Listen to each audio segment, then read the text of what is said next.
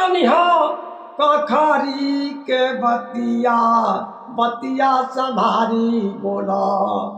और हमरा के जानी हो कखरी के बतिया बतिया संभारी बोला। आर न तो हो जाए दूर गतिया बतिया संभारी बोला। समय पड़ला पर गधा के लोग बाबू कहलन। आई ब्याजी कहत रे सारा देवता के सुमिरन कैलन।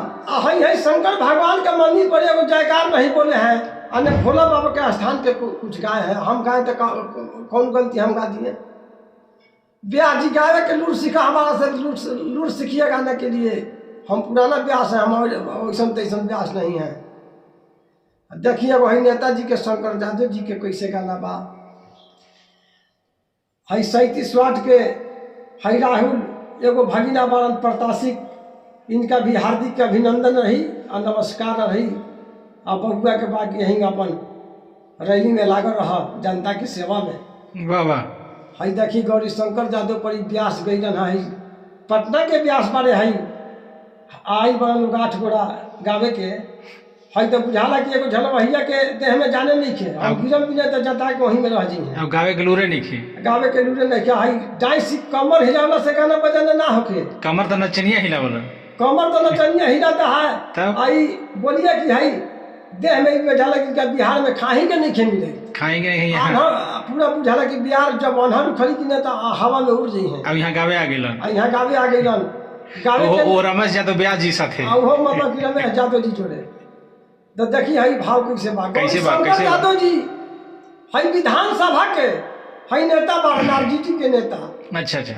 है इनका पर गाना कैलन है, गावे के लूट है के चाहिए। लालू यादव के गाना कैलन है। देखी दोनों गाना हम गा के सुना देते एकदम बिल्कुल सुनाई। और झारखंड बिहार के और गौरी हो शंकर जादव बारे हई रतनवा। झारखंड बिहार के गौरी हो शंकर जादव बारे हई रतनवा। तने तमे महानवा बारे राम, तने तमे महानवा बारे राम।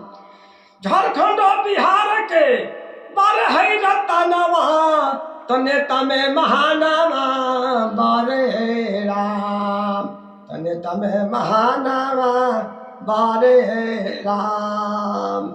और जनता के सेवकदार रहो बारे, जनता के सेवकदार हो बारे।